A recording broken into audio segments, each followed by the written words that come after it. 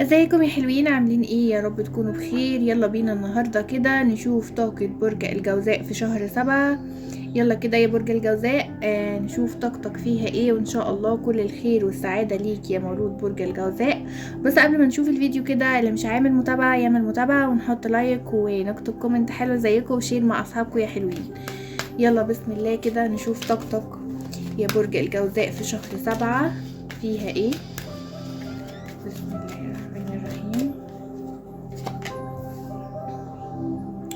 طيب انا شايفاك الفترة دي يا برج الجوزاء، يمكن انت بدأت تتخلى عن بعض الاشخاص في حياتك، بدأت تتخلى عن بعض الامور اللي موجودة وكانت تعباك في حياتك.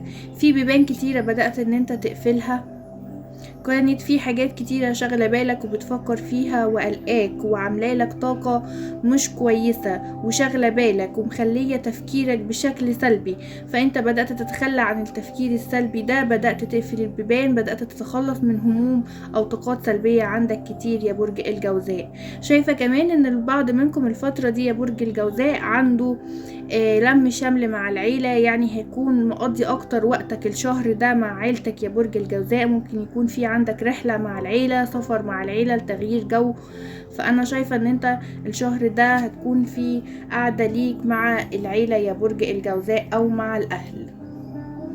طيب شايفة كمان هنا يا برج الجوزاء ان انت لسه في بعض يمكن عندك افكار مش حلوة يا برج الجوزاء، في عندك حاجة مخوفاك، في حاجة قلقاك، يمكن عايز تخش في مشروع جديد او عايز تبدأ او في خطوة جديدة، ولسه ان انت خايف وقلقان منها وخايف ان يكون ده مش قرار صح.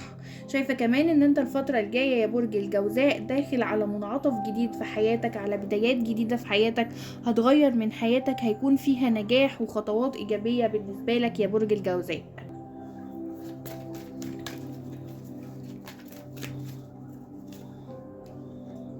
شايفة كمان هنا يا برج الجوزاء ان البعض منكم عنده طاقة سلبية، برضو عنده احباط، عنده حزن، عنده اكتئاب، يمكن بسبب اخبار سمعها مش كويسة او عرف حاجة مش كويسة، حاجة تخصه مش كويسة. بس انا شايفة ان انت الفترة الجاية يا برج الجوزاء هيكون في عندك دعم قوي من ناس حواليك، ممكن اصدقائك، ممكن حد من اهلك هيكون بيدعمك وواقف جنبك وبيساعدك وبيسندك في امور كتير. شايفة كمان هنا يا برج الجوزاء ان انت يمكن بتفكر في قرار ولسه متردد فيه، في خطوة عايز تاخدها في حياتك ومتردد فيها، يمكن عندك خيارين ومش عارف تختار انهي واحد، مش عارف تقرر الطريق ان هو اللي انت هتمشي فيه، وقلقان ومتردد من خطواتك كلها دلوقتي يا برج الجوزاء.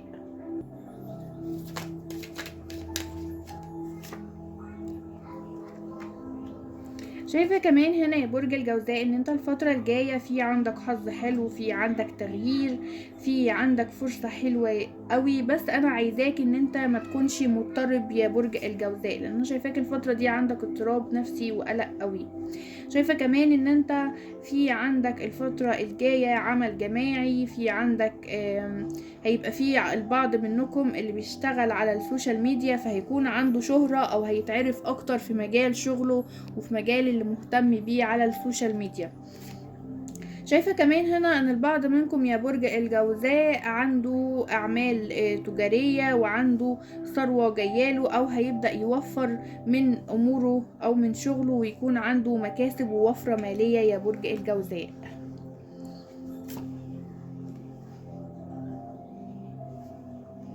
شايفة كمان يا برج الجوزاء ان انت الفترة الجاية عندك تغيير، عندك نقلة في حياتك، تغيير ونقلة بشكل ايجابي مش شكل سلبي. شايفة كمان هنا يا برج الجوزاء ان انت الفترة الجاية في عندك انتصارات، هتعدي شدائد كتيرة في حياتك، عندك انتصار حلو. شايفة كمان ان انت هيبقى عندك فرص مهنية جديدة في المستقبل. شايفة كمان ان انت هتكون عندك نجاح تجاري وعندك استثمار قوي الفترة الجاية يا برج الجوزاء. شايفة كمان ان انت الفترة الجاية يا برج الجوزاء عندك حل لمشاكلك، اذا كان مشاكل بقى مع العيلة او مشاكل بسبب العاطفة. فشايفة ان انت في عندك حل للمشاكل دي. شايفة كمان ان انت هتبدأ تخلق لنفسك روابط عاطفية قوية. شايفة كمان يا برج الجوزاء ان انت في عندك مشاريع يمكن انت بتخطط لحاجة وهتبدأ تاخد خطوات فيها وهيكون فيها نجاح بالنسبة لك. شايفة كمان هنا يا برج الجوزاء ان انت عندك حظ حلو، في عندك تغييرات ايجابية، في عندك القادم بالنسبة لك هيكون احسن ليك، هيعوضك عن اللي فات، هيكون عندك مفاجآت حلوة وتغيير بشكل ايجابي في حياتك، اذا كان عمليا او ماديا او في العاطفة يا برج الجوزاء. شايفة كمان ان البعض منكم هيكون الفترة الجاية عنده علاقة حب جديدة. شايفة كمان ان في البعض منكم يا برج الجوزاء عنده زميل عمل معجب بيه، عنده زميل عمل معجب بيه. وفي البعض منكم كمان يا برج الجوزاء في اصدقاء، يعني في صداقة ما بينك وما بين حد يا برج الجوزاء، الصداقة دي هتتحول لعلاقة حب. شايفة كمان ان البعض منكم عنده عمل جديد.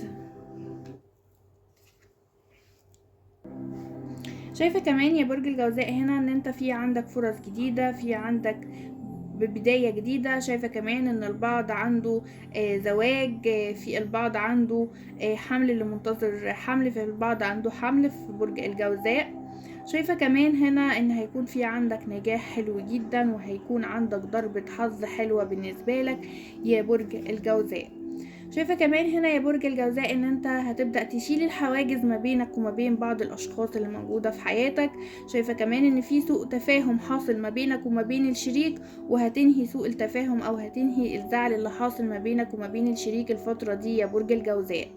شايفة كمان ان انت في شخص هيبدأ يقرب منك ويعترف بمشاعره ليك يا برج الجوزاء. يلا يا حلوين، اللي لسه معملش متابعة يعمل متابعة، وعايزين لايك وشير كده عشان نرفع الفيديو. لايكات بقى وشير كتير كده. طيب يا برج الجوزاء، اول حاجة هنا شايفة ان في عندك ميراث غير متوقع جايلك في الطريق. شايفة كمان ان انت ممكن تتعرض لبعض الخسارة المالية، بس خسارة مالية بسيطة يا برج الجوزاء، يعني مش هتخسر مبلغ كبير او مش هتخسر حاجة كبيرة. شايفة كمان ان انت عندك شراء الفترة الجاية لحاجة مهمة بالنسبة لك خلال عدة واحدة يا برج الجوزاء. شايفة كمان ان البعض منكم عنده حضور مناسبة قريب جدا، ممكن يكون عنده هيحضر فرح، هيحضر خطوبة، هيحضر عيد ميلاد. شايفة كمان ان انت الفترة دي يا برج الجوزاء ممكن يكون عند البعض منكم شوية في التعب، تعب صحي، يعني صحتك مش احسن حاجة، فحاول ان انت تهتم بنفسك وبصحتك الفترة دي يا برج الجوزاء. شايفة كمان ان هيكون عندك يا برج الجوزاء زيارة عائلية مفاجأة، يعني هيجيلك حد من العيلة يزورك ويقعد معاك او يشوفك يا برج الجوزاء فجأة بدون سابق انذار. تعالوا نشوف باقي توقعاتك. طيب، شايفة هنا كمان يا برج الجوزاء ان البعض منكم هيكتشف خيانة حصلت في اول العلاقة ما بينه وما بين الشريك. شايفة كمان ان البرج الجوزاء هتعدي بأسبوع مليء بسوء التفاهم ما بينك وما بين الشريك، هيبقى في سوء فهم ما بينك وما بين الشريك، هيحصل اختلافات ما بينك وما بينه. شايفة كمان ان البعض في برج الجوزاء هيكون في عنده انفصال قريب، ممكن يكون مؤقت خلال عدة واحدة، هيكون انفصال مؤقت ما بينك وما بين الشريك، وهتبدأ تتواصل وترجعوا تتكلموا تاني مع بعض. شايفة كمان هنا ان البعض منكم يا برج الجوزاء عنده تجسيم علاقة خلال 4 شهور. يلا نستقبل الطاقة الإيجابية كده، نسيبنا من الطاقة السلبية ونستقبل الطاقة الإيجابية، وإن شاء الله يكون خير وسعادة وهنا ليك يا برج الجوزاء. يلا بينا نشوف كارت التحذير بتاعك يا برج الجوزاء، بيحذرك من مين وبيحذرك بيقولك ايه؟ طيب، بيقولك في شخص وثقت فيه هيجرحك ويقولك كلام سام كتير، شخص هيسبب ليك أذى نفسي، الشخص ده انت وثقت فيه جدا وهيجرحك وهيقولك كلام مش كويس، فخلي بالك واحذر منه يا برج الجوزاء. ممكن يكون راجل، ممكن يكون ست، في الاسم حرف العين او الشين او الواو. ده كارت التحذير بتاعك يا برج الجوزاء. تعالى كمان نشوف رسالة الجنيات بتاعتك بتقولك ايه. طيب رسالتك هنا يا برج الجوزاء بيقولك استرخي، بينما تتخلى عن حاجتك للسيطرة طاقتك المسترخية ستجذب ما تريد بسرعة. حاول تهدي اعصابك، ما تحاولش ان انت تبقى عايز تعمل كل حاجة في وقت واحد، عايز تسيطر على الامور كلها. هدي نفسك واسترخي شوية يا برج الجوزاء، والاسترخاء ده هيساعد ان انت تجذب ليك كل حاجة عايزها اسرع ما انت عايز. فحاول تهدي نفسك وتهدي اعصابك شوية يا برج الجوزاء. تعالوا كمان نشوف كارت النصيحة يا برج الجوزاء. كارت النصيحة بتاعك بيقولك ايه؟